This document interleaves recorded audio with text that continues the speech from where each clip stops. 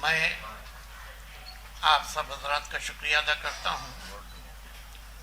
Board کی طرف سے کہ آپ نے کم وقت میں اس بڑی تعداد میں آ کر ہمارے خیالات کو سنا اور ہماری آواز کو اتر پردیش کے وزیر اعلیٰ اور ہندوستان کے وزیر اعظم تک پہنچانے کی زحمت کر رہے ہیں۔ آپ کو یاد ہوگا ہمارا یہ بورڈ اس لیے بنایا گیا تھا کہ ہم اسلام کی حفاظت کے لیے اور اسلام کے خلاف آواز اٹھانے والے کے خلاف آواز احتجاج بلند کریں۔ ابھی کچھ مہینے پہلے کی بات ہے کہ جب وسیم رضوی نے قرآن مجید سے 26 آیتوں کو نکالنے کی بات کہی تھی، آپ سب کو معلوم ہے میں نے دوسرے دن جو بیان جاری کیا تھا اس میں یہ بات کہی تھی کہ 26 آیتوں کے نکالنے کا سوال ہی نہیں پیدا ہوتا ہے، بلکہ میں تو یہ کہتا ہوں کہ اگر کوئی یہ سوچے کہ قرآن مجید سے ایک آیت بھی نکالی جائے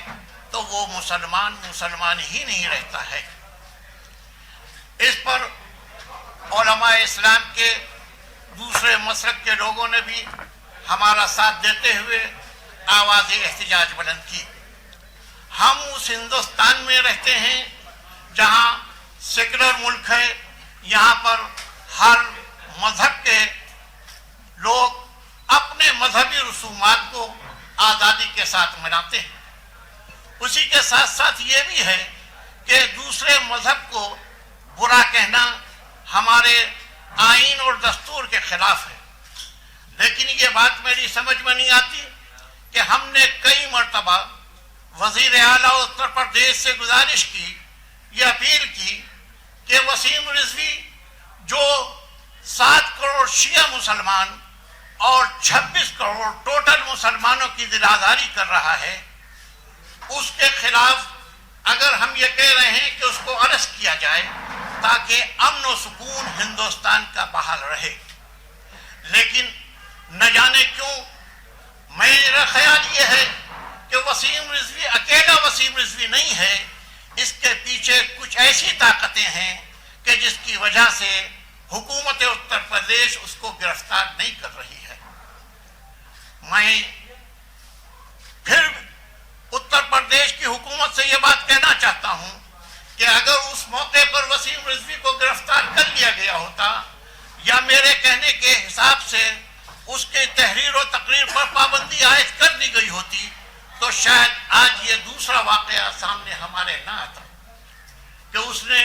کل قرآن مجید کے بارے میں ایسی باتیں کہیں، آج قرآن کے لانے والے پیغمبر اسلام محمد عربی کی شان میں جو گستاخانہ جملے استعمال کیے ہیں اور کتاب لکھی ہے، کتاب صرف لکھی ہے، ابھی پبلش ہو کے ہمارے سامنے نہیں آئی ہے، لیکن وہ کلپ جو اس نے جاری کیا ہے جس میں گستاخانہ جملے استعمال کیے ہیں، جس کو میں اگر اپنی زبان سے جاری کروں تو میری جرأت و ہمت نہیں ہے، ایک مسلمان ہونے کے حساب سے، ایک شیعہ ہونے کے حساب سے میں ان جملوں کا استعمال بھی نہیں کر سکتا۔ لیکن آپ یہ دیکھیے کہ اس نے قرآن مجید کے سلسلے میں جب کوئی ایکشن حکومت نے نہیں دیا تو آج اس نے محمد صاحب کے اوپر اٹیک کیا، کل وہ ہمارے اماموں پر اٹیک کریں گے، تو اس کا مطلب یہ ہوا کہ حکومت اس میں خاموش کیوں ہے؟ حکومت تو کہتی ہے کہ ذرا سی تھوڑی سی کوئی بات ہوتی ہے تو آدمی کو اریسٹ کر کر کہتی ہے کہ امن و امان خطرے میں تھا لہذا ہم نے اس کو گرفتار کر لیا۔ آج وسیم رضوی جو 26 کروڑ مسلمانوں کی دل آزاری کر رہا ہے، اس کے خلاف کسی قسم کا کوئی بھی حکومت کی طرف سے ایکشن ہمیں نظر نہیں آتا ہے۔ میں زیادہ گفتگو کو آگے نہیں بڑھانا چاہتا، لیکن اتنا ضرور کہنا چاہتا ہوں اگر حکومت اس سلسلے میں یوں ہی خاموش رہی تو آگے اگر کسی قسم کی کوئی بات پیدا ہو تو اس کے ذمہ دار حکومت ہی تصور کی جائے گی۔ ایک بات میں اور یہ کہنا چاہتا ہوں کہ شیعہ سینٹرل وقف بورڈ جو حکومت کا بنایا ہوا ہے، اتر پردیش سرکار کا بنایا ہوا ہے، اس میں یہ شرط ہے کہ شیعہ مسلمان ممبر ہوگا۔ جب وسیم رضوی نہ شیعہ ہے نہ مسلمان ہے تو ایسی صورت میں یہ حکومت کی ڈیوٹی ہے، حکومت کا فرض ہوتا ہے کہ وہ اس کی ممبرشپ کو ختم کرے تاکہ ہمارا وقف بورڈ صحیح طریقے پر بن سکے۔ میں آپ لوگوں کے ذریعے سے حکومت اتر پردیش اور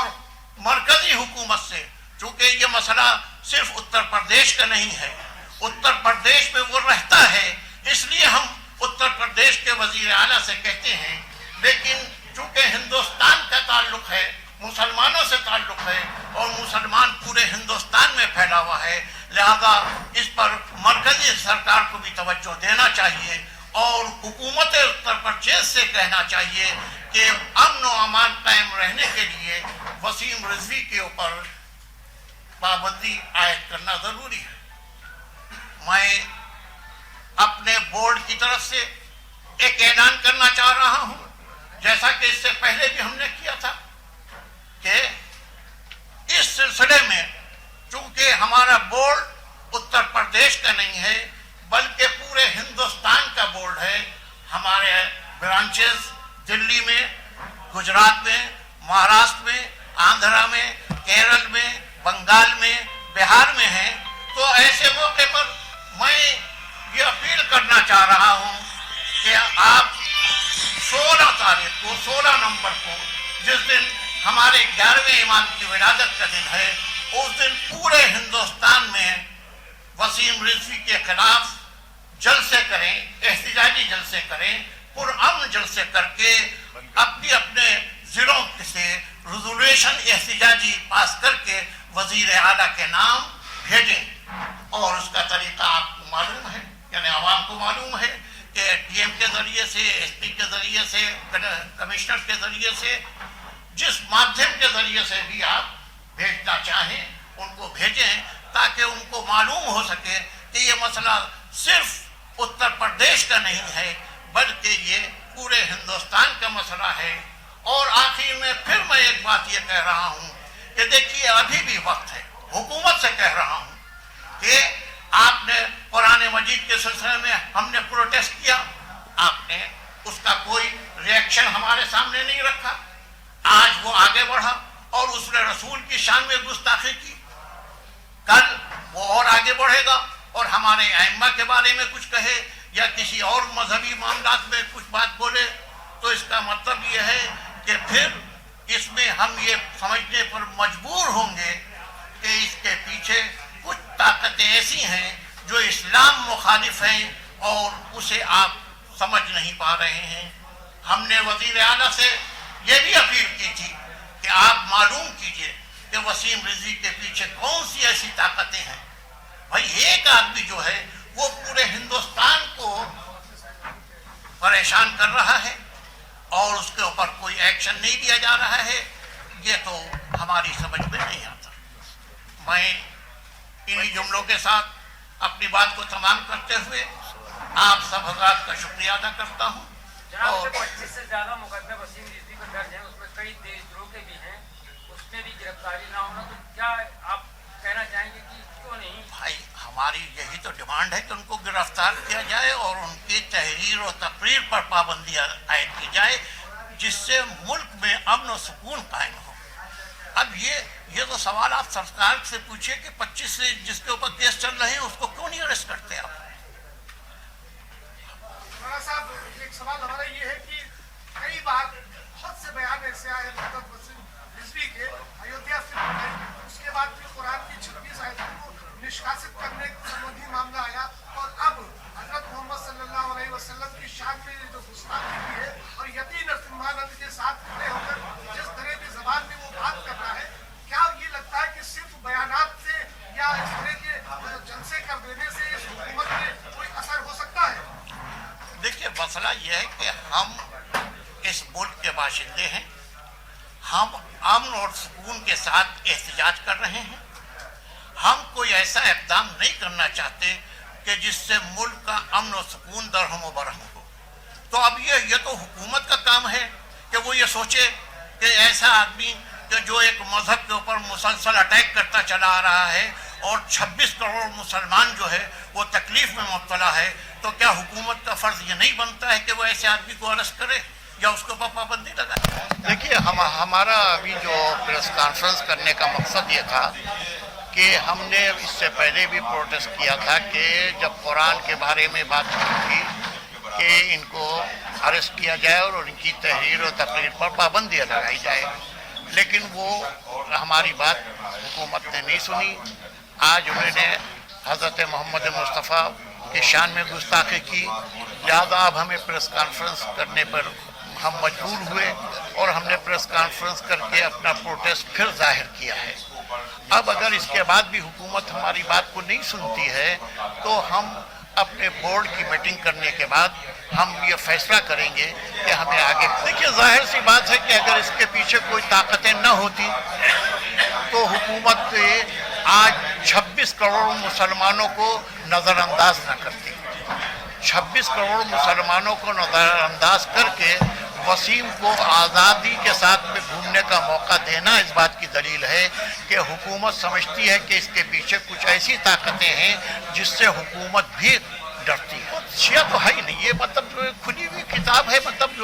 जो कुरान की तौहीन करे, जो रसूल की तौहीन करे, वो तो मुसलमान कहलाने का लायक ही नहीं है। तो अब अपने को वो कुछ भी कहे, हम तो खुद सवाल ये कर रहे हैं, वसीम से भी कर रहे हैं और हुकूमत से भी कर रहे हैं कि आप ये बताइए कि ये हैं कौन। हमारा बोर्ड जो फैसला करेगा उसके ऊपर हम फिर बाद में आपको बताएंगे कि हमें क्या करना है। क्योंकि देखिए, हमने अभी आपसे कहा नहीं कि हमारा बोर्ड जो है वो सिर्फ प्रदेश का बोर्ड नहीं है, ऑल इंडिया बोर्ड है। हमारे और सूबों भी ब्रांचेस हैं, हमारे ओहदेदारान हैं। हम अगला स्टेप जो लेंगे वो कारकर्णी की इंतज़ामिया की मीटिंग बुला कर उसमें फैसला करेंगे कि हमें क्या स्टेप। भाई देखिए, मैंने कहा नहीं, इनके पीछे उसमें कुछ ताकतें हैं ऐसी कि जो उनको सपोर्ट कर रही हैं और हुकूमत जो है उसको नज़रअंदाज कर रही है। यही मसला है और यही हम प्रोटेस्ट करते हैं कि भाई एक मामूली आदमी को तो आप जब चाहते हैं अरेस्ट कर लेते हैं और जिसके लिए 26 करोड़ मुसलमान मुतालबा कर रहे हैं कि अरेस्ट कीजिए और वो हिंदुस्तानी मुसलमान हैं, आप उनको नज़रअंदाज कर रहे हैं। तो इसका क्या मतलब है कि उस एक आदमी के पीछे कुछ ऐसी बड़ी बड़ी ताकतें हैं कि जिसकी वजह से आप उसको अरेस्ट। जाहिर है हुकूमत देखिए जब जो होती है वो अपनी हुकूमत को कायम रखने के लिए हर सूरत इख्तियार करती है। हो सकता है कि हुकूमत की नज़र में ये हो कि मुसलमानों को परेशान करके हम अपनी हुकूमत को बाकी रख सकते हैं।